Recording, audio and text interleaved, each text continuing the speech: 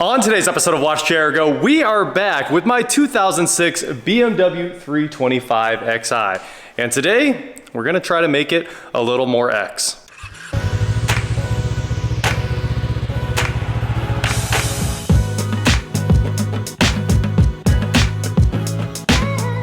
What is going on, guys? I am WatchJRGo, and today, like I said, we're here with the 325 Xi, and I just got back from O'Reilly's with Brady, where they warrantied out the battery that was in here. You know, it was right on the edge. It had been put in 21, and they still took care of it and swapped this out for a new Superstar Extreme. So we're gonna throw this thing in here real quick.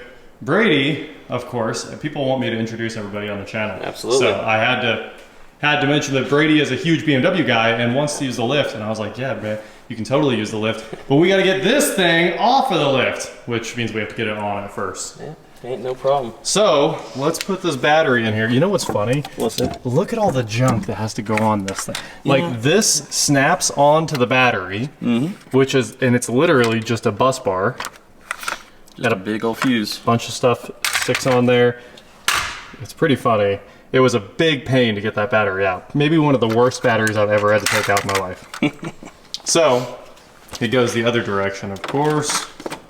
And we're gonna drop this thing in here.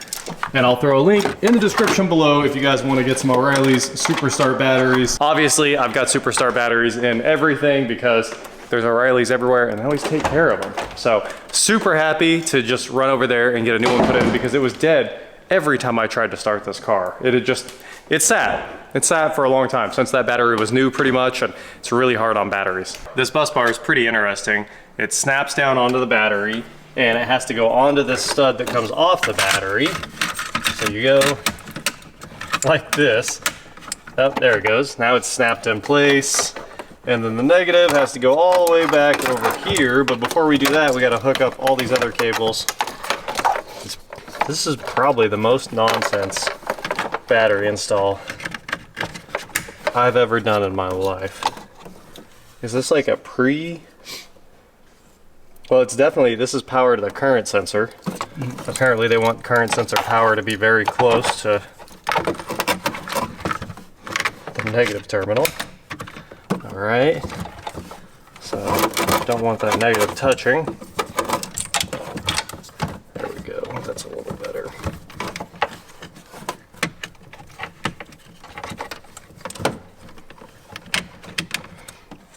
So once you get all that on, you put this nut on here, and then you put this nut on the battery cable, and then you tighten all these down, and then you can put your negative on.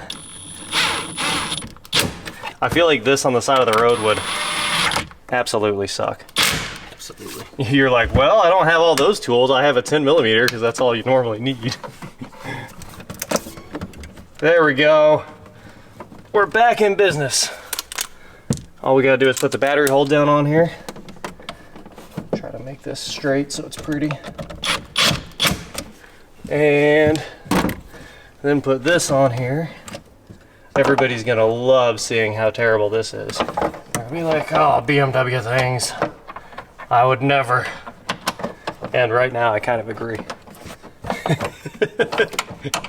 Just for this one part, I agree. But with the new battery, we can put all this stuff back in the bag, which will be nice. Cool. That ain't going nowhere. I assume this goes. That's not where that goes. I ain't worked on one of these wagons in a while. I've never seen this mystery piece here. So let's just take a step down. Yeah. This kind of makes sense. Yep. Ah, it does make sense. All right. All right, there's one of the twist locks. That needs to go back in. This needs to go right there. And this needs to go right here. What happened to this car? Really don't know what happened back here. Somebody just fully disassembled this car. But we're getting it all put back together. Put this back in now, which hopefully just sets in here. Well, we're definitely missing a panel there and the main panel here. And at least we have this to kind of cover the back of this thing up. But it's better. It's not good, but it's better. We'll get back to work on the BMW Wagon here in just a moment, but first I need to take a quick second to tell you guys about Carly. Carly is a pocket-sized OBD2 interface that connects to your smartphone, Android or iPhone, and lets you diagnose, do coding, and see if a vehicle has had mileage tampering before you buy it. This is the perfect little OBD2 interface to just shove in your pocket. Nobody even knows it's in there. I take it on all my trips. It's always in my backpack. And all you have to do is plug it into the car you're looking at, open the app, and quickly diagnose any check engine lights, ABS lights, airbag lights, really any errors on the car. After scanning it, Carly reported the health status of this car as very bad because obviously, as we know, I have to fix the four-wheel drive system and the suspension is basically destroyed. So 16 codes came up. Not only can we run diagnostics, get live data, and clear the codes, we can also open coding for the car and see what we can actually modify. And on BMW and Audi, a lot of German vehicles, it's a lot. We've got a ton of cool options you can only enable through coding, like comfort folding for the side view mirrors, automatic mirror folding once you get out, and power windows after ignition off. So that's currently turned off. We're going to turn that on.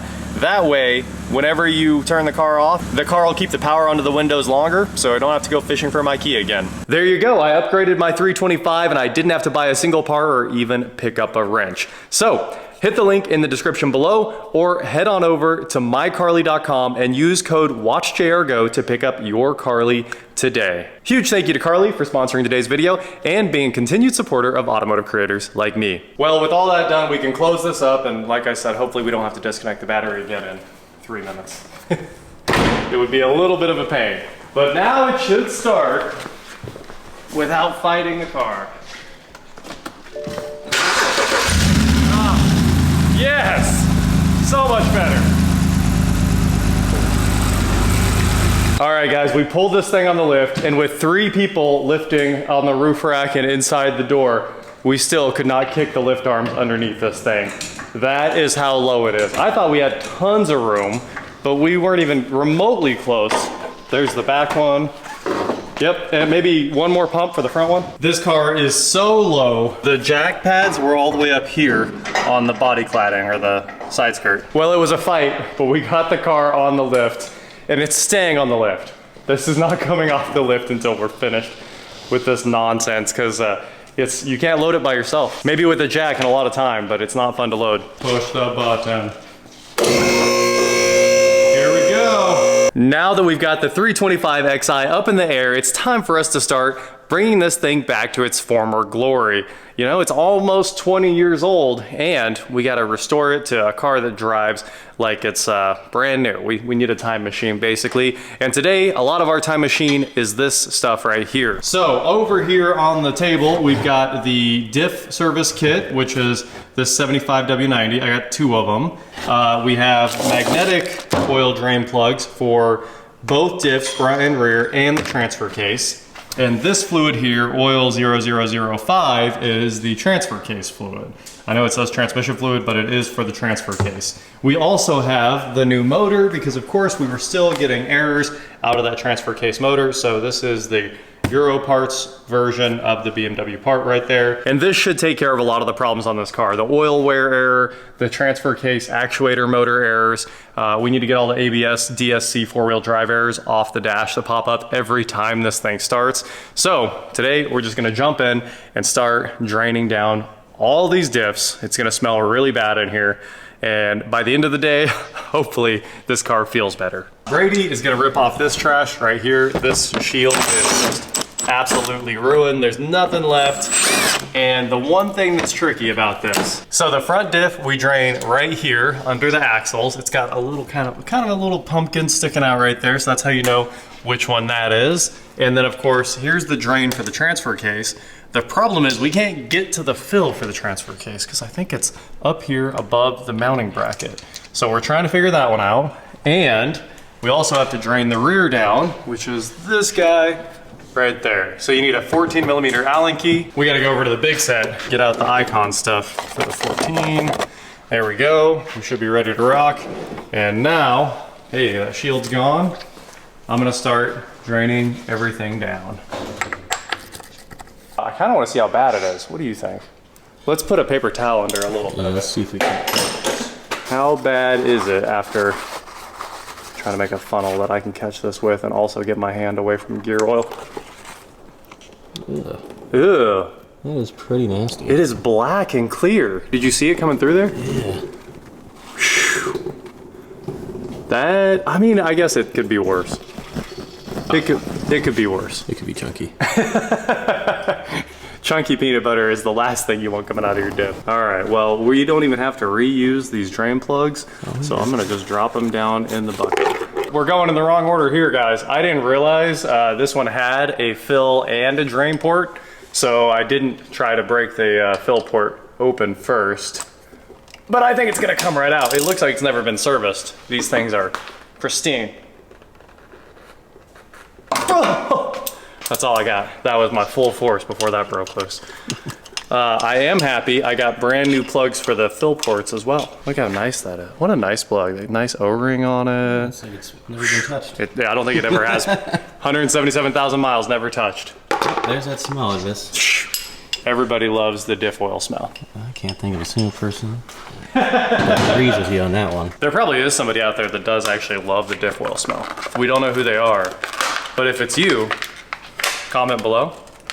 I was like, why won't this come out of the package? Because the magnet is so strong. My socket sucked itself on there. All right, these are cool. Laser engraved, nice O-ring. Time to install the new ones. Done, torqued. German spec. Good and tight. We had to get creative to empty the rear diff. There's not a drain and a fill, there's only a fill, and the fill's about 2 inches below the bottom. So we took my Harbor Freight brake vacuum bleeder and we shoved that down in there and we're letting it just suck all the fluid out. So here in a minute, we'll be ready to put in our new redline fluid and put in our new ECS plug. I know you guys can't hear over the air compressor, but the fluid that came out of this diff is brand new. It's literally brand new. Pretty wild, somebody actually took care of the rear diff, but the front diff is beat, and I think that, you know, obviously the transfer case needs changed. So we're getting it all sucked out of here. Well, the rear diff is an entire mess. It took a lot longer to do the rear than it does to do the front because there is no drain hole. So you do have to suck the fluid out like I showed you guys. We used our vacuum brake bleeder from Harbor Freight for quite a while, and then I switched over to the Mighty Vac to get it finished up. We finally got it all out, and we got our new ECS tuning, magnetic plug in there. So if there's any metal in there from now on, we'll see it on the magnet. Now that both diffs are done, we're moving up here to the transfer case.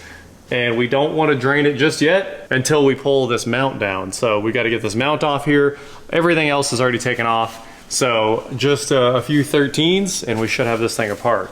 Let's see, you got a 13 set up, don't you? Mm-hmm. Yep, already on the impact. I like your style with this 1/2 inch. Oh yes. That's the big boy right there. Oh, it came right out. Better than I was expecting, honestly. Yeah. We'll just dump them. Whoa! Whoa! That's not supposed to happen, is it? No. How oil come from bolt? That might be from the mount there, because I know that's hydraulic. How would it have gotten over there? Know. And it looks like engine oil. All right, that one's clear. What about this one? My God. That was just absolutely weird. All right, I think we have all of it off, right? Oh, one more. Okay, that should have been all the bolts. No, we got the one right here for the mount. Yes. What's it smell like? Engine oil? Not really. I'll do a smell too.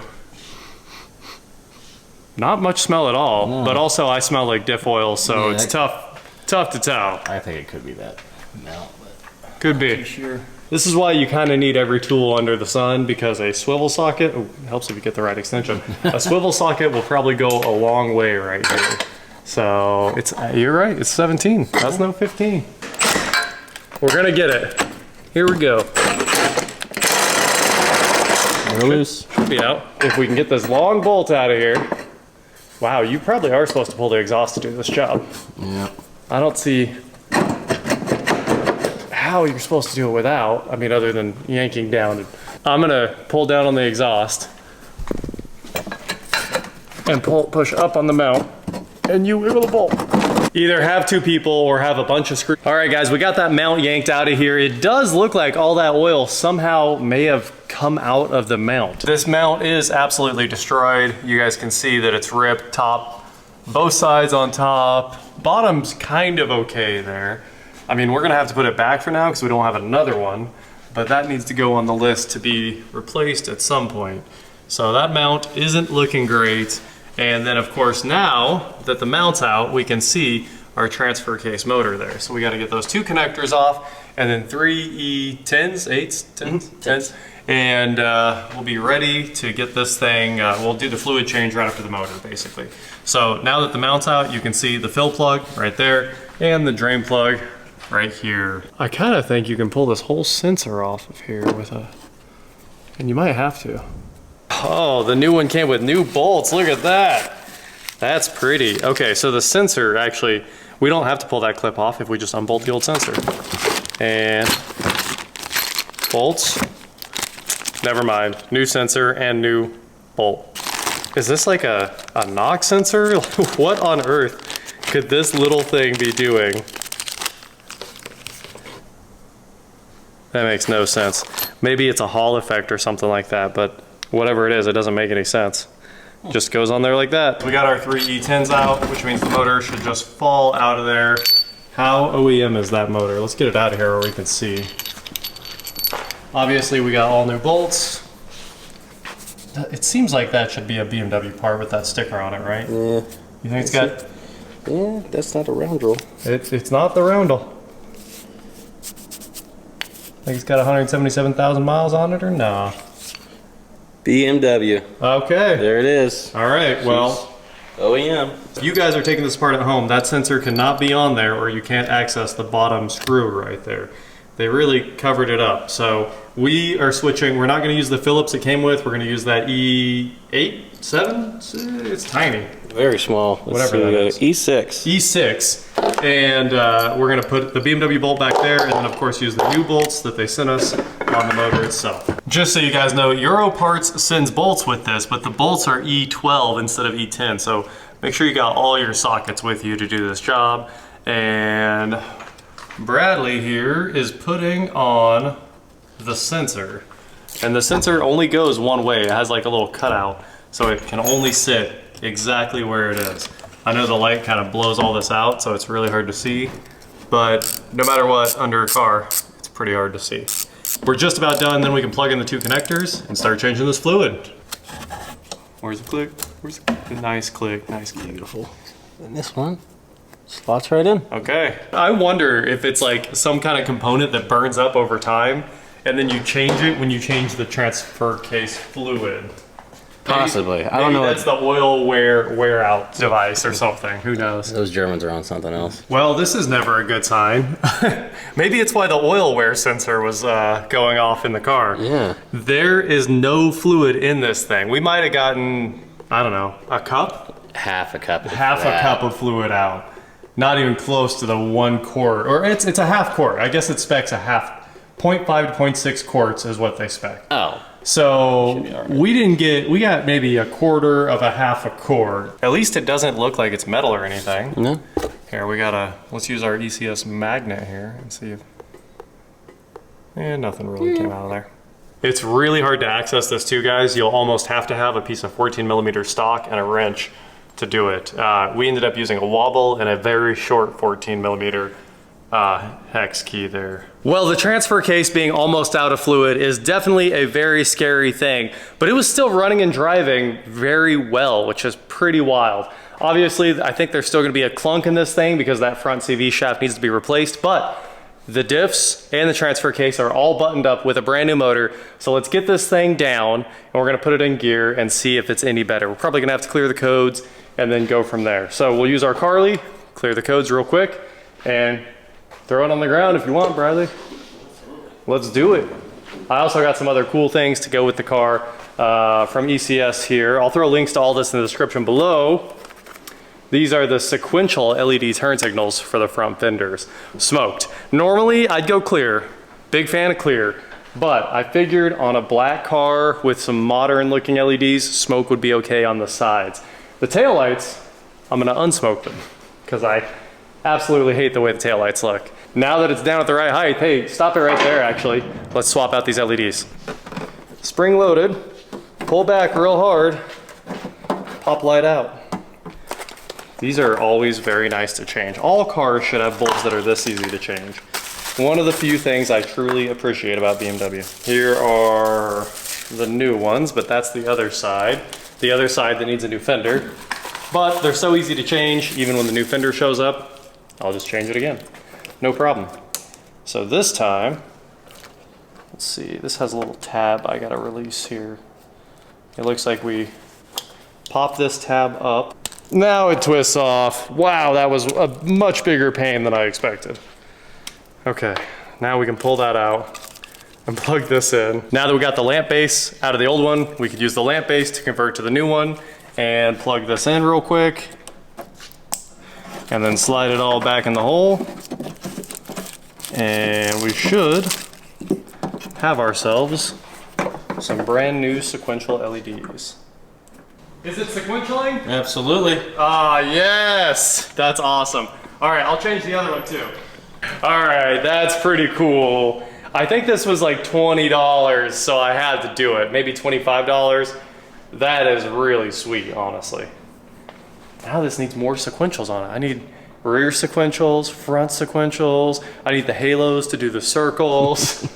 All right, we got sequential turn signals on both fenders. I think they look pretty good, other than the, you know, the mangled fender, probably from lowering it. But that is on the to-do list, obviously. New fender, loving the way the sequentials are looking. Let's jump in this thing. So like Johnny said, and like Brady said, we need to jump in here and reset the transfer case now. So you have to relearn all of its positions. And since we put a new battery in today, we might as well relearn the battery. I forgot to reset that. Register, yeah, register the battery. All right, we got Carly loaded up here. Let's go to battery, continue, and register new type battery, turn on the ignition, do not run the engine.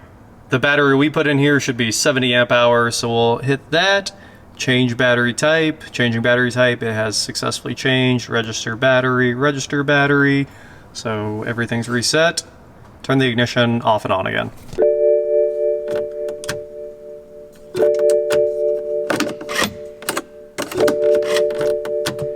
There we go. So now I think we're resetting the transfer case oil change. Change oil for the transfer case, sure. Turn on terminal 15, which is ignition on. Do not start engine, it's not on. Adaptation of the transfer case is performed. Hey. I heard something. You can hear the motor. Things are happening. Well, we made a ton of progress today. We just finished resetting basically everything on the car. We even ended up clearing the transmission adaptation. So the battery's registered, we changed it to the right type, reset everything we could in the transfer case, and also reset the transmission, cleared the codes again, and I'd say let's take it for a drive, but it's such a pain to get it off of this lift that instead, we're gonna wait till the next time. And the next time, like I told Johnny I would do, we're gonna change the suspension. All of it. That is it for today, guys. Thank you so much for watching. Don't forget to head on over to shop.WatchJRGo.com for cool shirts, not like this. And please like, share, subscribe, do whatever you want to do, and I will talk to you next time. Are you still trying to plug that thing in? I'm trying. I got no fingernails. I chew them off.